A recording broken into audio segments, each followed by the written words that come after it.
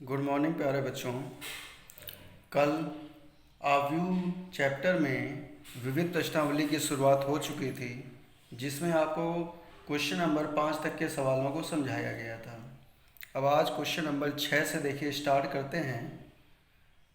विविध प्रश्नावली के भी कुछ सवाल ऐसे हैं जो बहुत ही इम्पोर्टेंट हैं और अधिकतर एग्ज़ाम में काफ़ी बार उनको पूछा भी जा चुका है। उन्हीं क्रम में ये क्वेश्चन नंबर 6, 7, 8, ये 9, ये आगे के जो 3-4 सवाल हैं, ये उन्हीं क्रम में इम्पोर्टेंट सवाल हैं। तो ज़रा आप इन्हें ध्यान से समझने का प्रयास करिए। देखिए क्वेश्चन नंबर 6 के लिए 6 में कहा जा रहा है कि एक्स वाई जेड के मानों को ज्ञात कीजिए, यानी एक्स वाई और जेड के मानों को ज्ञात कीजिए यदि आव्यूह ए बराबर या आव्यूह ए बराबर मान दिया जा रहा है। ठीक है, समीकरण ए डैश ए बराबर आई को संतुष्ट करता है, यानी हमें एक्स वाई तथा जेड का मान ज्ञात करना है और इसके बाद में आव्यूह ए का मान ये दिया जा रहा है और ए डैश ए बराबर आई को ये मान संतुष्ट करता है। तो हम क्या करेंगे, हम यहाँ पर ये मान रखेंगे और इसको संतुष्ट करा के एक समीकरण बना लेंगे और जब उसके बराबर में है तो संगत अवयवों की तुलना करेंगे तो हमें एक्स वाई जेड के मान वहाँ से मिल जाएंगे। ये हल करने का तरीका हुआ। तो देखिए इसमें हल करने के लिए यहाँ में दो मानों की आवश्यकता है, लेफ्ट हैंड साइड में ए डैश के और ए की। ए का मान तो पहले से क्वेश्चन में दिया जा रहा है, ए डैश का मान और निकालना पड़ेगा। तो ध्यान दीजिए ए डैश किसका साइन होता है, परिवर्त आव्यूह का। और परिवर्त आव्यूह निकालते कैसे हैं, जब किसी दिए गए आव्यूह को में उनकी पंक्तियों को स्तंभ में बदल दें या उनके स्तंभों को पंक्तियों में बदल दें तो हमें परिवर्त आव्यूह मिलता है। ठीक है, तो जैसे पहली पंक्ति है 2, 0, 2y और z, तो इसको हमने पहला स्तंभ बना दिया, दूसरी पंक्ति को दूसरा स्तंभ, तीसरी पंक्ति को तीसरा स्तंभ, तो हमें यहाँ ए डैश का मान तैयार हो गया। ठीक है, अब हमें ये जो मान है किस समीकरण को संतुष्ट करते हैं, ए डैश ए बराबर आई को संतुष्ट करते हैं। तो यहाँ पर इन मानों को रख देंगे। तो पहले ए डैश लिखा है तो ए डैश का मान लिखेंगे, बाद में ए लिखा है तो फिर ए का मान लिखेंगे, बराबर आई का मान लिखेंगे। आई हमें आई इकाई आव्यूह होता है और हमेशा जिस ऑर्डर में आव्यूह यानी कोई भी क्वेश्चन में जो आव्यूह दिया जाता है उसी ऑर्डर में आई का मान भी रखा जाता है। तो ए यहाँ पर एक वर्ग आव्यूह है जिसका ऑर्डर 3/3 है, तो यानी हमें आई भी 3/3 ऑर्डर में ही लिखना है। ठीक है, अब देखिए आगे इसके सबसे पहली बात तो यही है कि इनको हल करना है। वो हल करने के लिए क्या मेथड अपनाना पड़ेगा, इन दोनों का मल्टीप्लाई करना पड़ेगा। तो मल्टीप्लाई करने के लिए देखिए तरीका वही है कि पहले स्तंभ के अवयवों को लेंगे और इसको पंक्ति यानी क्षैतिज अवस्था में रख देंगे, यानी 0, x और फिर x। ठीक है, अब जिसके नीचे जो एलिमेंट नज़र आएगा उसको उससे मल्टीप्लाई करना है और एक स्तंभ के जो अवयव है इनको आपस में प्लस करके लिख देना है, तो आपका पहला स्तंभ तैयार हो जाएगा। ऐसे ही दूसरे स्तंभ से करना है और फिर लास्ट में ऐसे ही तीसरे स्तंभ से करना है। तो ये आपको गुणे वाले मेथड्स में अप्लाई करना है और गुणे वाले मेथड को हमने जो है आपको ढंग से समझाया हुआ है।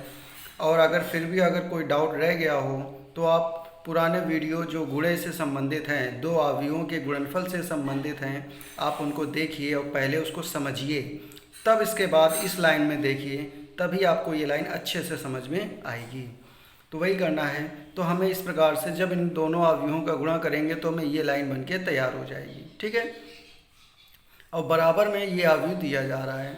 अब इसके बाद करना ये है कि इसको हल कर लेंगे। तो इन सबको हल करेंगे तो x² 2x² आ गया, एक्स वाई कैंसिल हो गए 0, zx से zx कैंसिल हो गए 0, यहाँ एक्स वाई भी कैंसिल हो गया, यहाँ पर 4y² प्लस y² हो गया 6y², और यहाँ 2yz से 2yz कैंसिल हो गए 0, यहाँ zx से zx कैंसिल हो गए 0, यहाँ 2yz से 2yz कैंसिल हो गए 0, और यहाँ z² प्लस z² आ गया 3z², यानी हमें ये पूरा आव्यूह मिल गया और बराबर में आई यानी इकाई आव्यूह लिखा हुआ है।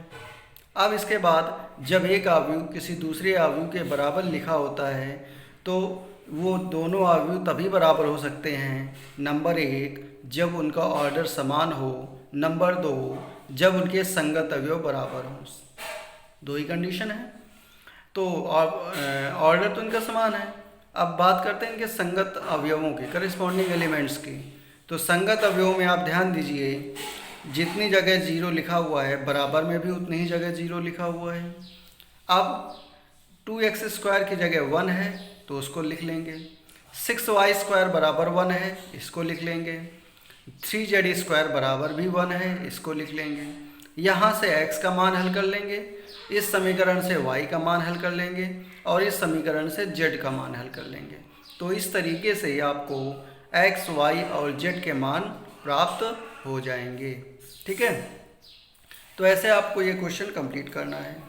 चलिए बढ़ते हैं अगले सवाल की ओर। क्वेश्चन नंबर 7 में लिखा है x के किस मान के लिए ये जो 3 अवयव गुणनफल के रूप में दिए जा रहे हैं बराबर एक शून्य अवयव के होगा। ठीक है, ओ लिखा है और ओ का मतलब होता है एक शून्य अवयव। ठीक है, तो उसके लिए आप क्या करेंगे, इन तीनों अवयवों का गुणनफल करेंगे।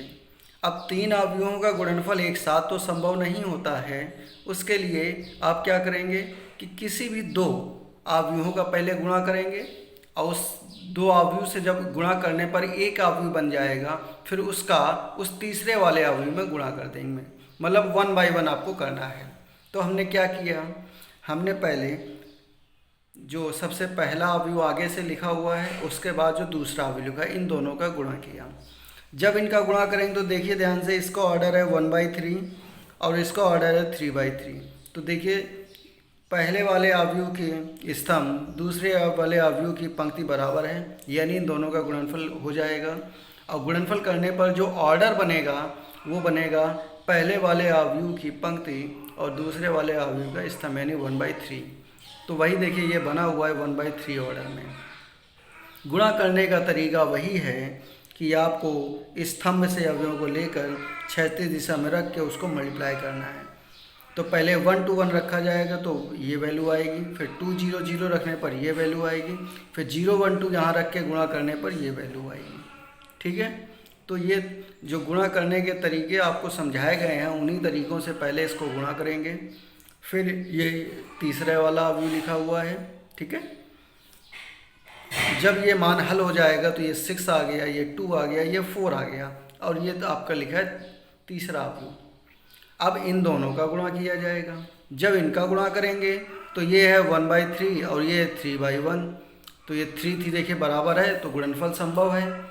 और गुणा करने के बाद जो अवयव बनेगा वो 1/1 का बनेगा। 1/1 का मतलब हो गया एक ऐसा अवयव जिसमें पदों की संख्या सिर्फ 1 हो। पदों की संख्या सिर्फ 1 हो, मतलब एक पद हमें, एक मान हमें मिल जाएगा। तो देखिए इसको गुणा करेंगे 0 भाई यहाँ रखेंगे 0 2 और लास्ट में x है। तो 0 × 6 0, 2 × 2 4, x × 4 4x बराबर शून्य अवयव को शॉर्ट वन, फिर एक पद है तो इसका भी एक अवयव लिख लिया 0।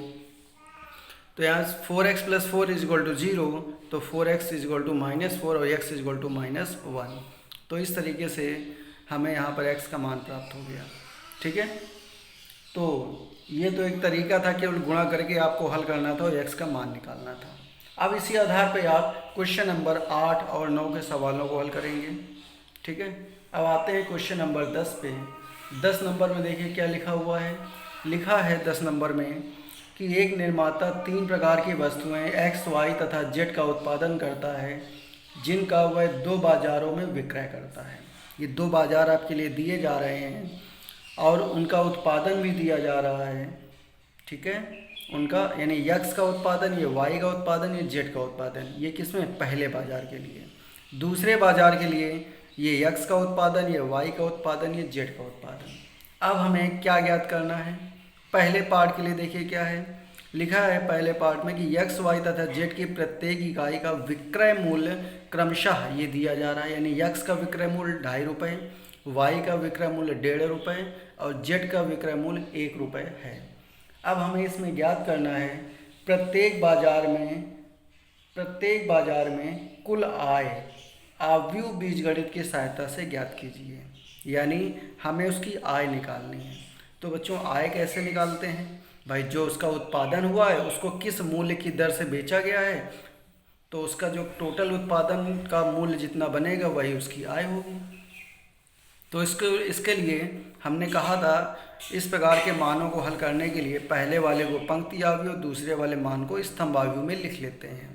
तो हमने क्या किया, जो बाज़ार में जो पहले बाज़ार के जब निकालेंगे, यानी बाज़ार फर्स्ट की हम जब आय निकालेंगे तो उसके उत्पादन को पंक्ति आव्यूह में, और जो उसका विक्रय मूल्य उसको स्तंभ आव्यूह में, और इनका गुणा करके हम इसका आय टोटल निकाल लेंगे।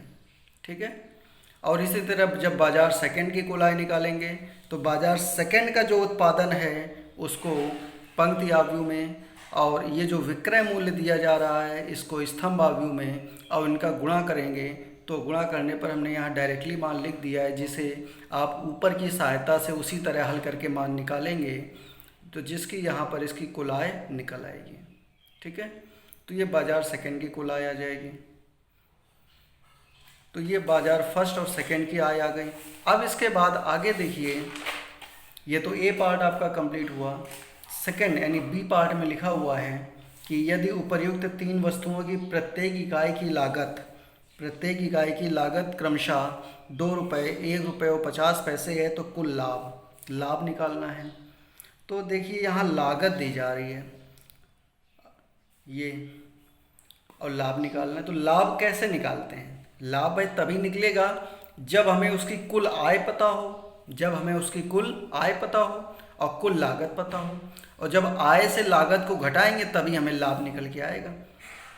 भाई हमने किसी माल में जितना हमने उसमें खर्च कर दिया उसको खरीदने में, वो हमारी लागत हो गई। अब खर्च करने के बाद उसको हमने जितने अधिक से अधिक मूल्यों पर बेच दिया, यानी हमारी आय जितनी हो गई उससे, तो वो निकाल लेंगे। अब आय से जब लागत को घटा देंगे तो हमें लाभ निकल आएगा। तो वही करना है। तो पहले हम लागत निकालेंगे। लागत निकालने के लिए जब हम बाज़ार फर्स्ट की लागत निकालेंगे तो ये देखेंगे, उत्पादन बाज़ार फर्स्ट का ये नोट कर लेंगे, 10,000, 2,000 और 18,000, इसको पंक्ति आव्यूह में लिख देना है। और जो इसकी लागत क्रमशः दी जा रही है उसको स्तंभ आव्यूह में, और इनका गुणा करेंगे। गुणा करने पर देखिए ये वैल्यू आ गई 31,000। ठीक है। कुल लाभ निकालने के लिए, यानी बाज़ार फर्स्ट की हम कुल लाभ निकालने के लिए करेंगे बाज़ार फर्स्ट की कुल आय माइनस बाज़ार फर्स्ट की कुल लागत। तो कुल आय कितनी है, तो कुल आय बाज़ार फर्स्ट की, ये आपको पहले बताया गया है, बाज़ार फर्स्ट की कुल आय 46,000 रुपये है। तो हम क्या करेंगे, जहाँ पर लिखा हुआ है बाज़ार फर्स्ट की कुल आय वहाँ 46,000 लिख देंगे, माइनस ये आपकी लागत 31,000 आई है, यहाँ लिख के घटा देंगे। तो कुल लाभ बाज़ार फर्स्ट से आपको 15,000 रुपये का हुआ। ऐसे ही सेकंड की लागत निकालेंगे।